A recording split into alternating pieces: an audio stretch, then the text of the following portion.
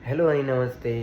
XYZ Nepal update हेरेर बस्नुभएका सम्पूर्ण दर्शकबिनहरूमा नमस्कार। म दिल्ली एनसीआर कुडगाउँदेखि मदन गौतम बोलिरहेको छु र सानो तपाईँहरूलाई यो सर्ट भिडियोबाट आज एउटा सानो जानकारी गराउँ भनेर मात्रै मैले भिडियो बनाइरहेको छु। जति पनि दिल्ली एनसीआरमा हुनुहुन्छ, खास गरी जसको पनि बालबालिका छोराछोरीहरू हुनुहुन्छ, उहाँहरूले यो भिडियो अत्यन्तै सेयर गर्नु र हेर्नु होला भनी। र अहिले यहाँ प्रदूषणको मात्रा धेरै हाई बढिसकेको छ। पिछले योभन्दा पछिल्लो सालभन्दा अरू सालभन्दा यो साल धेरै भएको पनि डाटा बाहिर आएको छ।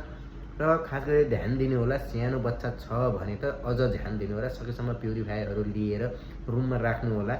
सानो बच्चा भएकोले अब अलि ठुलो भएकोले पनि बाहिर हिँड्दा अलि मास्क युज गरेर अलि ध्यानसँग गर्नु होला, किनकि यो प्रदूषण भनेको यस्तो चिज हो, यसले हामीलाई गाल्छ होइन। यो समय एक त जाडोको समय छ, जाडोको समय प्लस प्रदूषण। जाडो भन्दा पनि जाडो त अहिले त्यति छैन होइन। अरू वर्ष यो बेला लास्टै नै जाडो हुने गर्थ्यो, तर यो वर्ष चाहिँ जाडो छैन। तर यो वर्ष प्रदूषण भनेको इन्डियामा यति धेरै फैलिएको छ भने कृपया ध्यान दिनु होला होइन। अब हिजो अस्ति मात्रै लगभग कति 9 जना पुगेको छ हस्पिटलमा प्रदूषणकै कारण भर्ना हुनेहरूको। अहिले भने मृत्यु भने त्यति ठुलो क्षति भने अहिलेसम्म कसैको पनि भएको छैन। तर हस्पिटलमा भर्ना हुनु भन्नु नै हाम्रो लागि एकदम रिस्क हो, किनकि हामी आफ्नो देश छोडेर अर्काको देशमा आएर काम गर्दैछौँ।